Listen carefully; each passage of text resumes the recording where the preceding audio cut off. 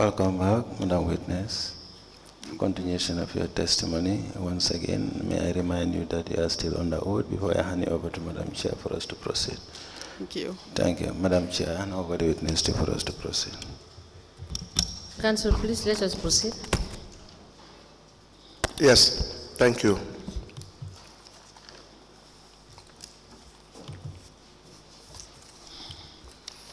So I have, we're talking about the payments made to councillors. I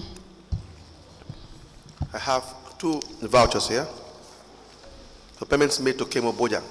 Please go through these vouchers. They are exhibit LAC/KB/KMC 004 and 002. Yes, both 004.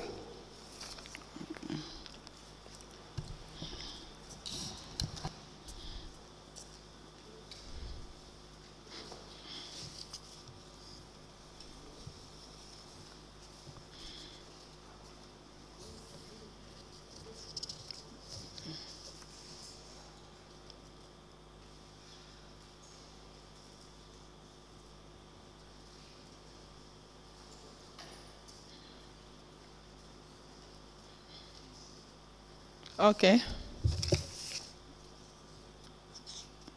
Community outreach.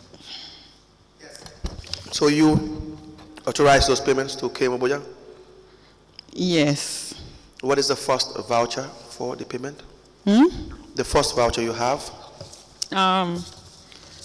This one is training for youth and support for political participation. How much was paid to Kemo Bojang? It was $2,700. Oh my God.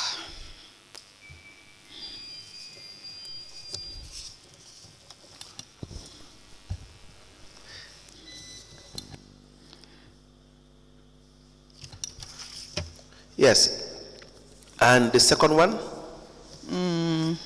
The second one is $15,000. Now, what was the payment for? Request for face mask support. What is the date of the first one? The date it was issued? Yes, the date of the request was 28 December 2020. The second one? The second one is, the request was 25th October 2020. The first is in 2021, you said? The first one was in 28 December 2020. The second one? Was in October 25th, 2020. Now, the one for October 2020, is it not the case that it has to be retired before the second one is issued? Yeah, that should be the case, definitely. Did Mr. Bojang retire? No, I cannot tell. Why is that? Because I cannot remember from the accounts any retirement that was submitted by Kemo Bojang. Do you have the culture of councillors retiring monies that are given to them? They are supposed to retire, but it is usually difficult to make them retire. Why? When you ask them, they tell you that we will do it, and that will be it. Every time you remind them, we will do it. In certain cases, especially in the case of the payment of the ward development funds, yes, we make them to retire because they know that when they don't retire, they won't be paid. Yeah, but for the amount due. Go ahead. Yes. Even for the ward development funds, these are paid to the accounts of the ward development, not in their personal capacity, I think. Yes, they are paid in the accounts of the ward development committee. Yes, committee itself. Even though there still has to be retirement. Yes. But now, this one, you have councillors being paid monies directly. Yes. For requests that they will put up. That's right. Correct? Can I have those vouchers, the 2 vouchers? But if you look at the request. Yes. So here I was asked to please process. Please read the request. Yeah, the request is I write this letter in the request of support for disabled and hard hearing young people. Yes. At the St. John's School for the Deaf. which I plan to do in collaboration with the disabled councillor. In the form of transparent face masks to help them communicate and function better in these times of COVID-19. So there is the second paragraph. There is no one size. There is no one size fit all approach to communication. Right. Nor is there a typical deaf person. Each individual is unique and brings their own set of communication needs and preferences based on the setting and purpose of the interaction. Determining how to communicate effectively is a joint effort shared by both the deaf individual and the hearing individual. In this project, we plan on supporting the Girls' Pride organization who have invented these masks, as it has gone through the National Accreditation and Quality Assurance Authority. They are sold at $150 each, and we plan to support them with 100 masks. Who wrote the letter? This is from the Youth Council, KMC. And who is it addressed to? To the Lord Mayor, Kanifing Municipal Council. And did the Lord Mayor minute that request? Yes, the Lord Mayor minuted here, CEO. It's difficult to read his writing though, but I want to believe this is please process support from youth. Is it youth budget or something like that? Yes. Yes. Now. Yeah, youth budget, as soon as possible. Is the amount verified? The $150 is for a mask verified? I cannot tell that. You cannot tell. There's no evidence of it being verified in the voucher. That's right. And so a payment was made to him. Is that an impress? Do you classify that as an impress given to Mr. Bojang? Or where do you classify that payment? We have a budget line. Yes. Wherein we support the disabled. Absolutely. Yes. So I want to clarify it as support. Yes. Yes. But then there has to be a classification of payment. And it would not be proper to make these payments to the councillors themselves. Councillors are not supposed to be receiving monies from the area council. Because there's a procurement process. Yes. Is that not the case? That's right. So what is the procurement process of council, in council? This amount? No, the general procurement process in council. Yeah, is the administration who should undertake the procurement process, even if the request comes from the councillors. Yes. Once it is approved, they should go and wait for the administration to carry out the procurement process and ask them to come and collect the items that they requested for. Exactly. So yes. Why pay it to the councillor? Well, like I said, this is something I found there, and that's what they always do. They come with these requests to your office, and I want you to pay in their names. But could you not have refused it at the time? Please repeat that question. Could you not have refused it at the time? Could it not have been? Could you not have refused the application or the request? It was going to be difficult. Why? It was going to be difficult, you know, because you don't want to be in their bad books. What do you mean by that? You try to safeguard your peace in that environment as much as possible. So if you refuse the request, what do you presuppose will happen? What do you think will happen? From antagonization to sabotage, all kinds of things. Okay. But the issue here again, what I have a problem with, and may I please have those the vouchers? What I have a problem is with, I understand that very well, but again, we are employed. I understand the difficulty, the situation, but we also have to bear in mind that we are employed in this public service to make sure, even in the most difficult times, we follow the rules. Is that not the case? Yes, and that would be by making them to retire. Not even to retire. Retire is at the last stage. For instance, if you look at the impressed column, not everybody is given impressed. And there has to be a situation for it. Yes. But this is not even in relation to councillors.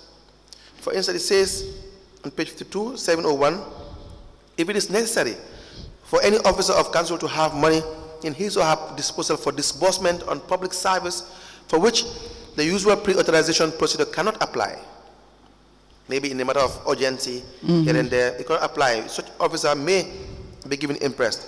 All interest must be authorized by the CEO,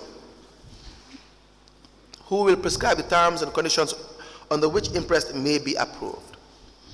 You understand that? Yes, I There's a do. procedure for interest as well when it is being issued, and all the way to retirement. Yes. There has to be an interest ledger as well Yes, I to agree. record all the details Exactly. up to the time of retirement. But this doesn't even apply to councillors. Let's imagine you have a situation where every councillor, how many councillors do you have in KMC?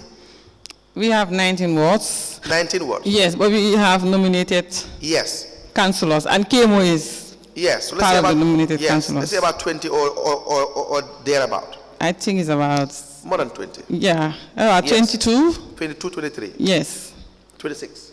23. Yes. So, but let's say you have that number, and for every councillor, they can just write a request and monies are paid to them in their account. That would definitely defeat the purpose of accountability entirely. Council, myself, I had an issue with this approach when I was there, because I cannot understand giving the councillors the ward development funds for the year, and they still come back to make these petty requests. Yes. Now, aside from this, I believe you now have your statement. Yes, I do. Please confirm that that's your statement and your additional statement. Okay.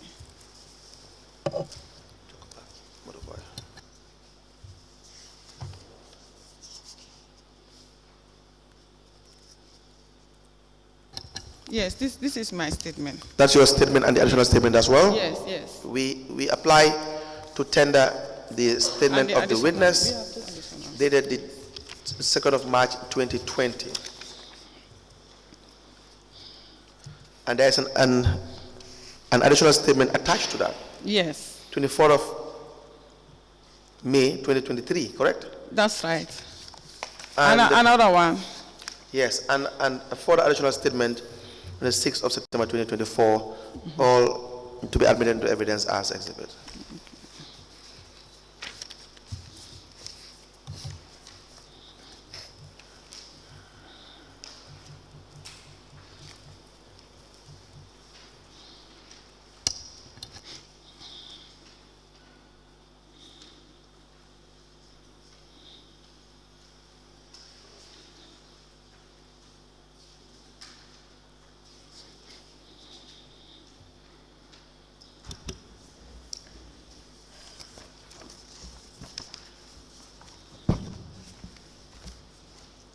The witness statement dated the 6th of September 2024, made by Sainabou Matin Sonko, and the additional witness statement made on the 6th of September 2024 are all admitted together in evidence as exhibit, and they are marked as LGC/SMS/KMC/001.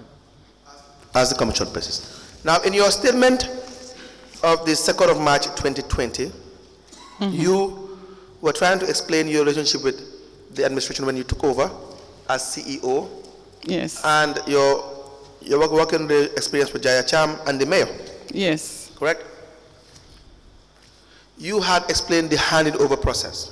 In fact, by the way, was there a formal handing over? Yes, there was a formal handing Do you over. have a copy of the handing over? I searched for it here. I would have been able to provide the copy, but because of the fact that I was locked out of my office, I don't think I would be able to do that, because I left some files in that office, which when I returned, I could not trace them.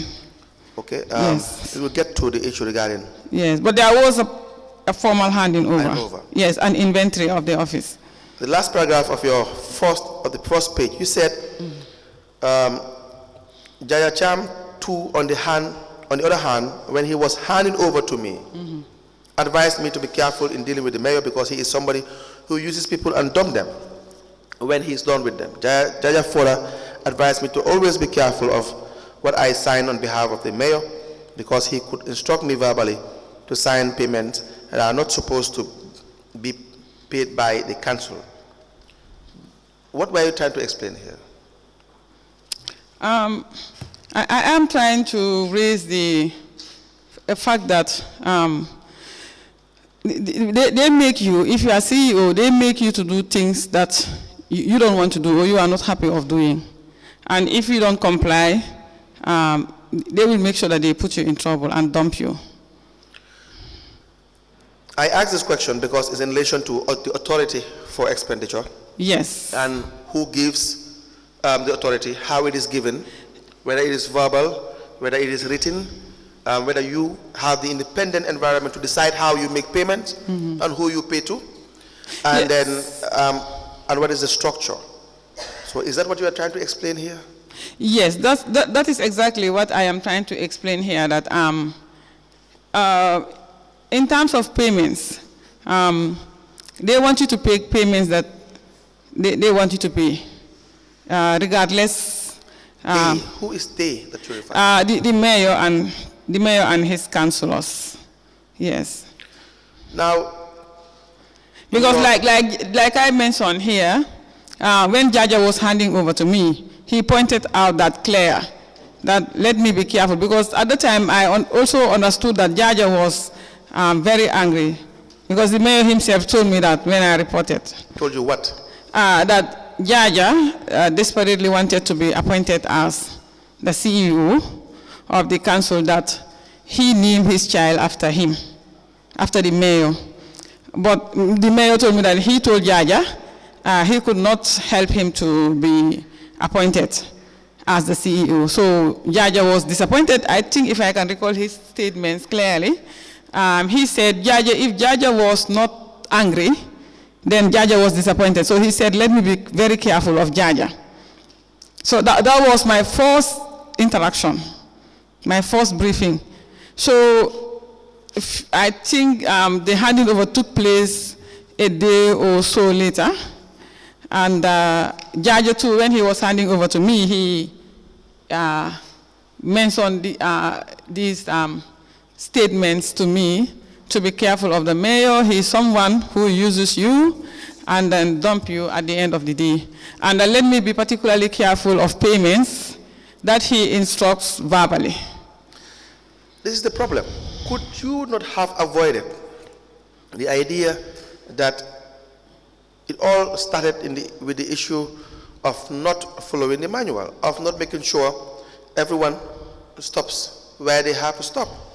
For instance, as CEO, as the chief executive officer, you have certain functions even though you are answerable to council, which is good, because then there would be a clear check and balance.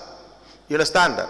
Yes. But if you are to go every morning and brief the mayor every single morning as CEO, and the payments are here, you have to get approval, yes, you can pay this, you can pay X, Y, and Z, without making sure you have expressed in some situations, it is always a problem. Council, I just started working for the council at the time. It's a totally new environment for me. I have never worked in any local government jurisdiction before. I have spent half of my career at state parastatals like GAMTEL, GAMCEL, then to GBOS. So when I came and I was received with open arms, so I thought that was good for a start. You know, I believe as I settle in, I will try to turn things around, because like people say, if you want to change a system, you must pretend to be part of the system so that you will understand what actually obtains in that system. You know the challenges, you know the faults, and then you try to come up with solutions or recommendations to change the system. So this is what I was trying to do, and at the same time I was learning as well. Yes, I may agree with the second limb, the second part, not the first one. The first one, I think, definitely, it may be convenient in relation to trying to change the system, but doing it gradually. But then probably it hasn't worked anywhere. You understand? It doesn't seem to be very functional, because the day you accept it once, twice, and then you want to do things differently, it is always difficult. So on page 5 of your statement, you were still explaining the issue regarding the approvals, the issue regarding the working environment, and you gave an example in the last paragraph of the 5th page regarding the issue between you, I believe the Mayor Jaya Cham, and Salaman Jai. You recall Salaman Jai? Yes. You said that the Mayor began assigning tasks directly to other directors without my knowledge, and I would be required to approve payments of such activities that I had no idea about. This was the direct interference in my job. It got to a point he was constantly reminding me of Salaman Jai, former acting CEO before Jaya Cham, and how they dealt with her when she was going against the council. This is one of the general meetings. In one of the general meetings, he asked the clerk of council to refer to their earliest resolutions in which they resolute not to work with Salama, and then added that the general council can decide to resolute not to work with a particular CEO if they are not happy with him or her. This is in your statement. Yes. Can you please explain? Like I said, when I came in, it was smooth. We were trying to coexist. But as things unfold, and I started realizing that they were directed me towards a certain direction that was not desirable for me to go in as CEO. Yes. We started having our differences. At that time, this issue of intimidation came in. Yes. So the slightest chance that the mayor has, or the slightest opportunity he has, he will mention Salaman Jai, that Salaman Jai was a stubborn CEO. I understood that Salama was only acting CEO, and she was appointed by the council to act as CEO. Her appointment was not from the local government service commission. So you see that they had a high degree of control over her.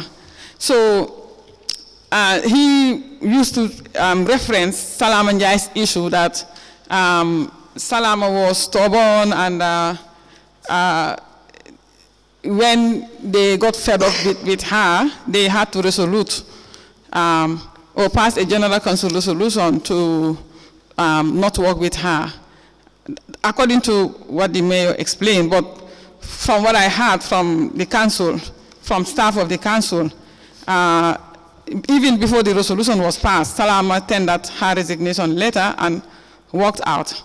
She was not even present at the meeting that the mayor kept referencing. So were you worried about that you could have the same fate? The way I saw it was just intimidation. So obviously I was worried. I would be worried. The appointment of a CEO, who appoints the CEO? The local government service commission. And once you are appointed, there's also a procedure for your removal. Exactly. Correct? Yes, so the area council, they don't have the right to appoint, or even an acting CEO. They don't. I stand to be corrected. But they don't have that right to decide unilaterally who they want and who they do not want. They can take part in the process. The mayor can, or the chairperson, or the mayors, as the case may be, can take part in the process, make recommendations. But they don't decide who should be the CEO. Definitely. And they don't decide who should be the acting CEO. Definitely. But so why should it be a problem? If you look at section 45 of the act, it says the council may recommend to the local government service commission the removal of a chief executive or clerk, as the case may be, on any of the following grounds. It has to be abuse of office, A. Paragraph B, incompetence. C, misconduct. Or D, such physical or mental incapacity as would render him or her incapable of performing the functions of his or her office. Do you see this? Yes, I have it. I am familiar with that provision. I have a copy of the Local Government Act here. Yes. Yeah, but Speak into the mic. yes, I said I am familiar with that provision of the Local Government Act. I have a copy of it and I reference it most of the time. So But at the same time, I was required also to be reporting to the council. So I understood that they did not have the powers to remove the CEO or appoint a CEO. They can only make recommendations. But upon making recommendations, their recommendations can be considered and honored by the... Why is that a problem? If you are found to be incompetent or in an abuse of office or any form of misconduct, I was on probation. No, I'm not saying you. I haven't gotten to your point yet regarding the reason why you left council. I'm just saying, as a CEO generally, if any CEO is found to fall within this section 45 regarding issues of abuse of office or incompetence or misconduct or any issue with respect to your health or your physical condition that may render you not to perform your functions well, they will be right to recommend that you be removed. Yes. That is for the public good. Is that not the case? Yeah, that's right. Yes. So I mean, it has to be within these issues. Nothing outside that. Not at the discretion, entire discretion of council to say, because you are stubborn as a CEO, we don't want to work with you. That would not be a sufficient ground. That was used a lot. That was mentioned over and over in my presence until I became fed up of it. And at that time, I was still on probation. So, you know, if you are on probation, your employment can be terminated. Yes. Easily. So I was trying to... Not easily. I don't agree with that. No, if they present to the commission that they are not satisfied with my work, yes, or my approach to work, so it will be difficult. That's the way I understood it. It would be difficult for me to defend myself at that time because I was not confirmed in the position. So I was trying to manage. Yes, I understand. Yes, I was trying to manage and maneuver in the setup. I understand. Yes. I understand clearly the situation at the time. But I'm just saying, moving forward, the idea is we have to resort back to the laws that create the institutions and our positions, the TOR, what should be done in so and so. And we must trust the process. That's right. There is a local government service commission. You must trust those who are appointed in that position to do the right thing. So you don't have to dance at the tune of any individual just because they are not satisfied with you. The idea is you must trust the process. And it's not a problem, I always say, to have you reported that they don't want to work with you because they're not satisfied. They have to establish the fact that these are the reasons as to why they are not satisfied. Do you understand that? I do. And so any employee in a public service must trust our process. I know it's difficult to do that, to leave your fate in the hands of men, but you have to. That's why we have these institutions. It's difficult to do that, particularly in a situation when you are made to believe that they are connected. They are connected to the people in charge. Whatever they wish for could be honored. Yes. Now you came in and there were issues you had to deal with. You had dealt with some of the vouchers that were paid, and they were paid unlawfully. And we also have in relation to, but by the way, before we proceed in relation to the vouchers, it's important for you to know that the CEO, the financial manual says the CEO, and again, it depends on the commissioners what they make up in relation to the circumstances surrounding it for any CEO or any finance director in relation to payments that were honored that did not follow due process. But just to tell you, like I've been telling other CEOs that appeared before you, it would just be fair to say that when a CEO approves a payment and it did not follow due process, the responsibility will be on the CEO and the finance director. Is this something you know? Yes, okay. As the chief accounting officer. Yes. So it's just important to point that out. Council, can I point out just one little information before we proceed? Still on the issue between Jaja and the mayor. So I was made to believe that, like I said, he's informed me that he was happy that eventually, I was eventually appointed as the CEO. Yes. But later I learned, and people told me that, be careful, he is pretending that he wants you to be the CEO, but actually he wanted Jaja to be the CEO. He did everything possible within his means to make sure that Jaja became the CEO. But when that was not possible, when I came in, he started showing me a different color, pretending that he appreciated me. And this was confirmed here when the PS, the former PS, local government, Buba Sanyang, when he testified. I was keenly following his testimony, and he said that my problem with the mayor started on the date of my interview. So what I was told at the council by the people has been confirmed when Buba Sanyang testified that the Lord Mayor fought for Jaja to be appointed as CEO. He never wanted me to be appointed as the CEO. That could be true. Yes. We all have preferences. That could be true, and it's very relevant. My issue again is that Mr. Buba Sanyang had an issue with the mayor, with KMC. Let me say with KMC, and they had the back and forth with relation to your issue. But he was present at the interview. Yes, he was present at the interview, and there's a back and forth between the Ministry of Local Government and Lands and KMC in relation to your issue as to your removal or the denial of the assumption of your duties as CEO. You understand that? And yes, the PS said that and explained the situation. Now, your statement, on the second page, you were explaining about the policy issues in council when you took over, and this led to the issue of the loan and the allegations of bribery we will get into. And this is your second paragraph where you were explaining about some of the policy issues, medical bills, and so on and so forth. You said, nevertheless, I settled into my job.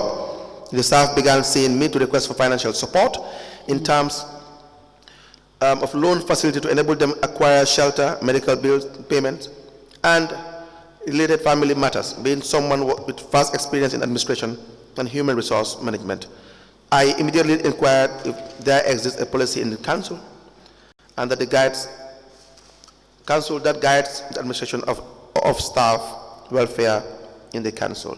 Now, was there a medical policy or any form of loan policy in council when you took over in relation to staff issues? Yes, that is the confusion I am trying to explain. There existed a medical policy and loan policy. Before... In writing? In writing? There was a medical policy. I want to believe in, because what happened was when the current council came in 2018, they passed a resolution to put an embargo on medical and loans to staff. Yes. So I want to believe there was a policy. Before 2018, you mean? You mean before 2018 there was a policy? Before 2018. And in 2018 there's an embargo on that? Yes, when they came in. Okay, so how did you deal with the situation? Please. How did you deal with the situation when staffs were coming to you in relation to these kind of issues, medical issues? Yes, from my experience, from my previous workplace, yes, we always have a working document that advise yes, the administration on how to approach those matters. So the first thing I did when I started receiving such requests, I engaged the management. Is there a policy or a regulation somewhere in the council that can help us tackle these issues? So I was informed that actually there was a policy, but when the new council came in, they put an embargo on it and on the staff loans as well. Okay. So I was stuck at that time. I didn't know what to do except to refer back to the council through the chairperson, yes, the finance committee, Councilor Karamu. Yes. Yes. And then what was the nature? I engaged him on what I heard from the staff, and he confirmed that yes, that was the case. They put an embargo on it, and I advised him that you don't come and stop these kind of things without providing an alternative. Yes. Yes. You just leave it like that. Everybody got stuck. So I advised him that, don't you know that with the loans, the council can gain some profit out of it, no matter how minimal it would be at the end of the day. So I told them, I advised them that was not the right approach. They could have, they could have looked into the issue holistically and try to come up with solutions than just putting an embargo. Yes. Now the administration is stuck because I cannot go, because the reason why we had some really serious cases that happened. I remember there was this staff, a female staff, I think by the name Sarah Conte, and her son was operated on. I think the son had a gum issue. And during the operation, there was a mistake, and they had to travel to Dakar. She came to my office with the pictures of what transpired at the hospital and crying. I didn't know what to do because there was already an embargo. I could not go against the embargo.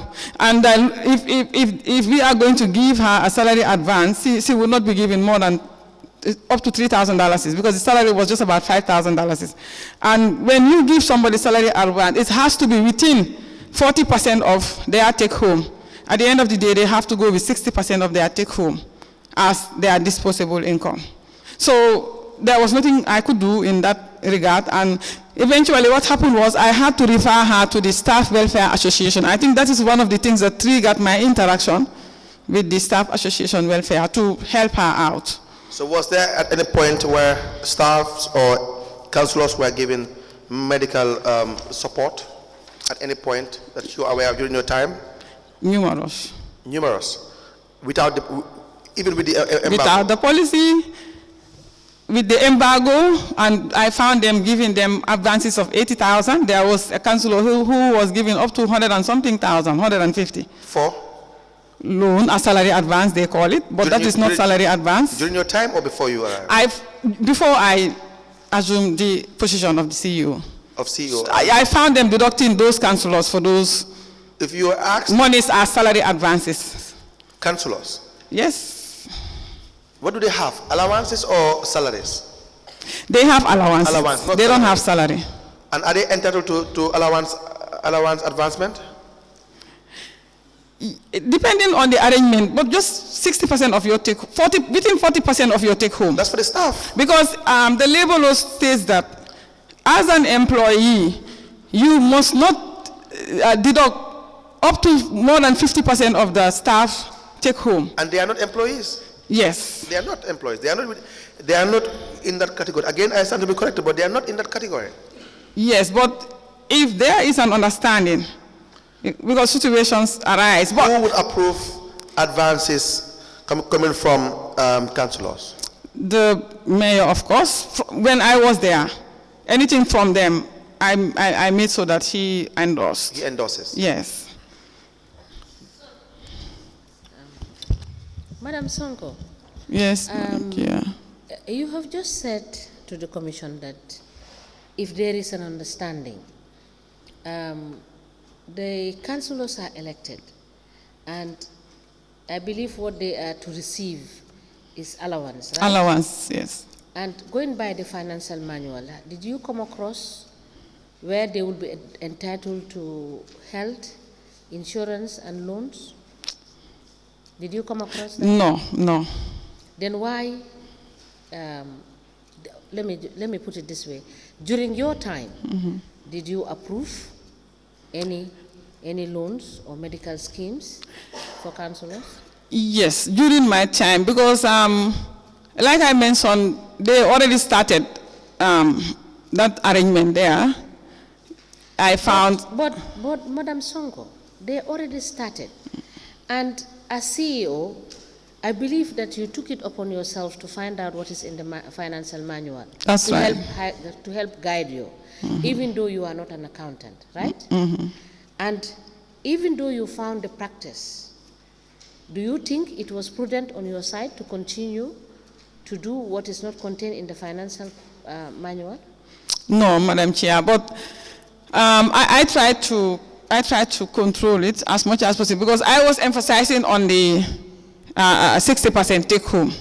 So when they come with amounts more than 60%, I really raise my concern. But you have just told us that councillors, and there are evidence to that effect, that we are giving 100,000, more than 100,000. Yes. And some were paid direct monies. Yes. For activities in their wards. When specifically, you understand, the legislations have provided that they should be provided with funding, and they identify as a matter of priority the areas that they will expend this money on.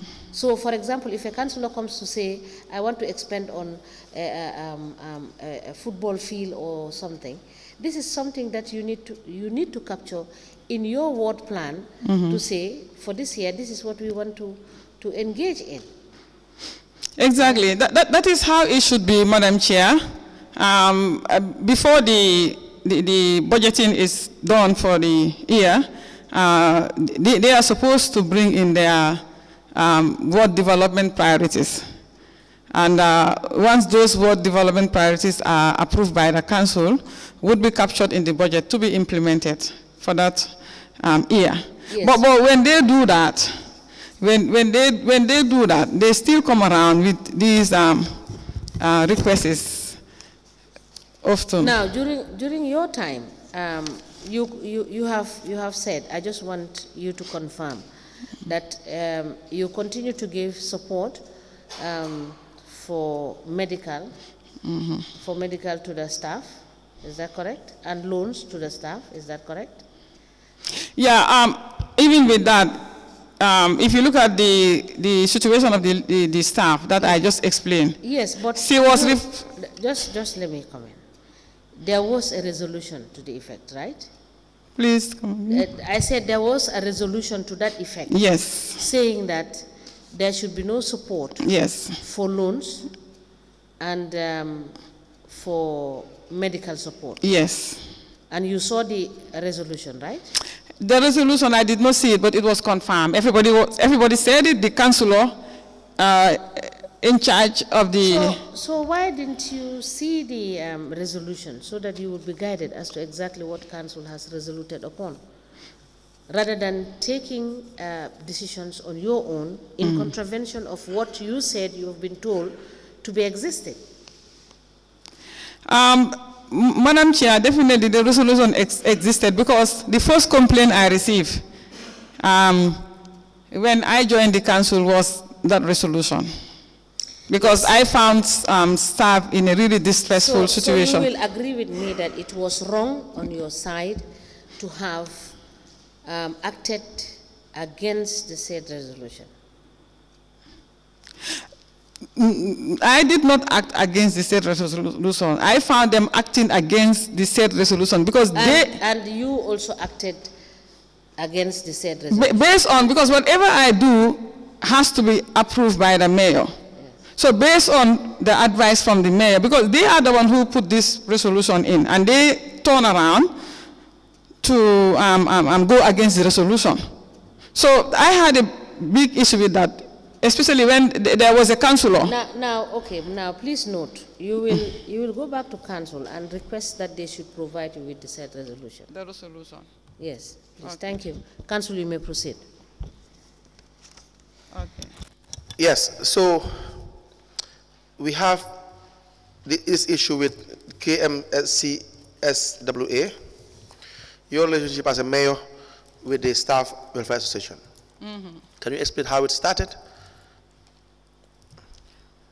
Please repeat the question. Your relationship as CEO with the Staff Association, did you start having contact with the Staff Welfare Association? What was your role as CEO up to the time that they had to request for a guarantee from you? Yes, I mentioned here that there was this particular case, and that triggered my interaction with the Staff Welfare Association because I referred that lady, the lady whose son had the gum problem.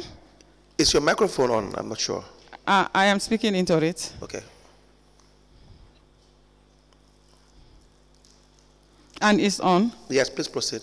Okay, so I referred that lady to the Staff Welfare Association when the administration could not intervene. Yes.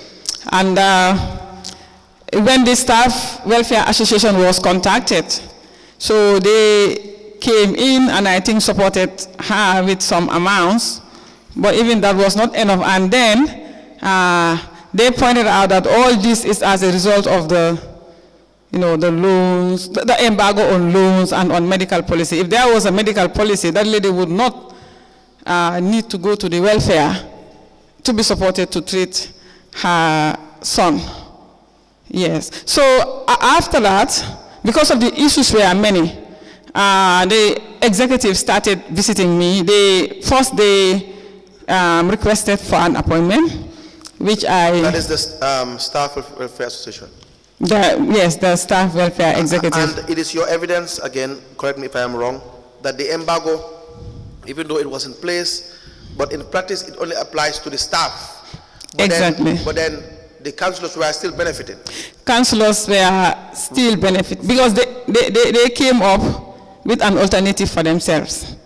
They were giving themselves loans, which I would not call an salary advance, because you cannot have a salary advance of $80,000 when your salary is about $15,000 a month. Yes. Yes. Okay. Please proceed. So when the executive requested for an appointment, I accorded them the opportunity. We engaged in my office, and they explained a lot of constraints that they were encountering at the time in terms of helping the staff.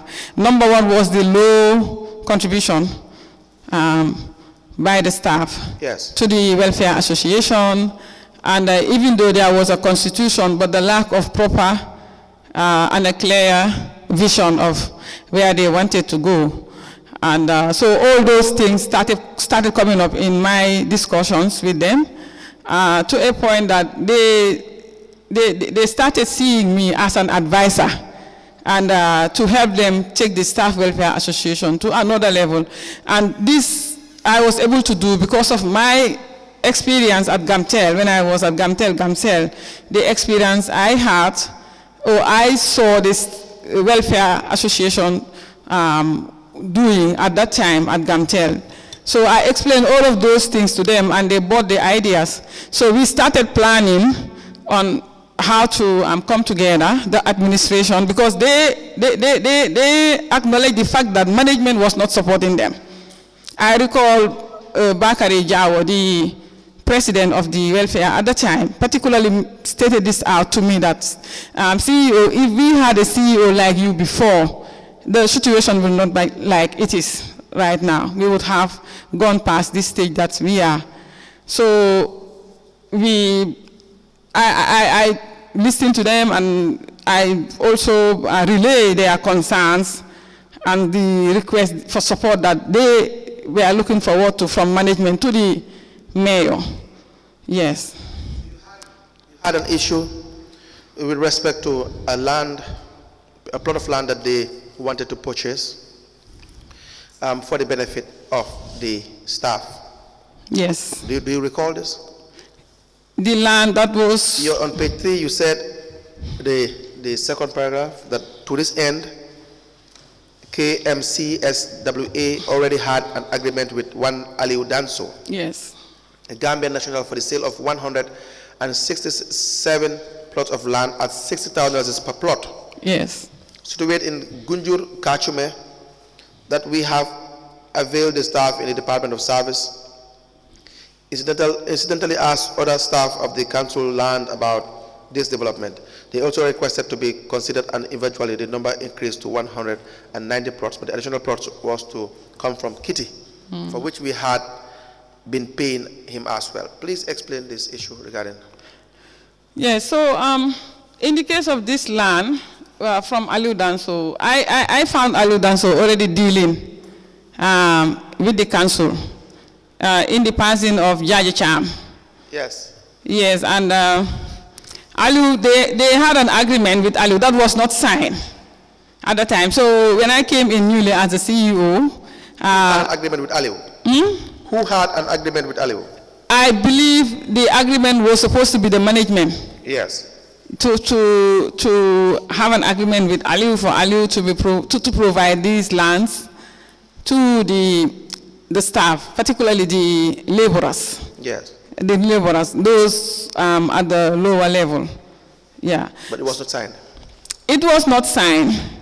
And one fine morning, Jaja walked into my office with Aliu Danso. That was the first time I set eyes on Aliu Danso. Yes. And he explained the agreement the management had with Danso, and he could not go ahead to sign it because at the time the CEO position was being advertised. You know, he was hoping that a new CEO was coming. So he stayed action on it, according to what he explained to me. Then I reviewed the agreement, and I was not satisfied. Why? Because the documents that were presented were not in order. I have been fortunate to have a husband who was working at the Department of Lands and Service, and I had experienced a lot of land issue cases through my husband. You see a particular individual who has been sold a piece of land, and he has to fight with 2 or 3 other people. Yes. For the ownership of that land. Yes. And the fraudulent activities that are involved in land issues. Yes. So I was worried about that, and I didn't want to go ahead. So what I did not even consider the request. Yes. So I told them that leave it here, I will consider it. After that, after they left, I just shelved it. I did not refer to it again until about a month or so later, the Director of Services, Lamin Sanyang, came to my office and how to put it again, inquired about the proposal. And he explained that he was pleading with me to reconsider my position because the staff involved the laborers who find it difficult to be able to afford a piece of land if they are to buy it for themselves, cash and carry. Yes. So the only option was to help them to have an arrangement whereby it will be deducted from their salaries monthly. So I listened to Mr. Sanyang, then I referred back to the request. Yes. But I was not satisfied with what the Director of Services explained. So I took the documents. I took the documents home, and I gave them to my husband, and I asked him to review and advise me. He advised me that if the council invests in this land, you are going to lose your monies. Because number one, it is only an alcalos transfer, and that one is even a copy. It's not an original. And the CEO of West Coast did not sign. So that means the transfer was not completed, and the owner of the land or the buyer, the seller did not pay their, how to call it, capital gain tax.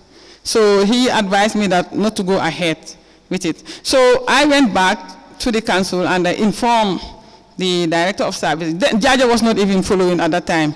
Now it was the Director of Services and his team. I remember Bolong Jaju and Lamin F. Baji, who were really active in following up with my office regarding this land issue. So at the same time, I was also engaging with the staff welfare on the issue of this embargo on loans and stuff like that. And we had an understanding that now we want to come up with a new approach in managing the affairs of the Staff Welfare Association, like investing in real estate.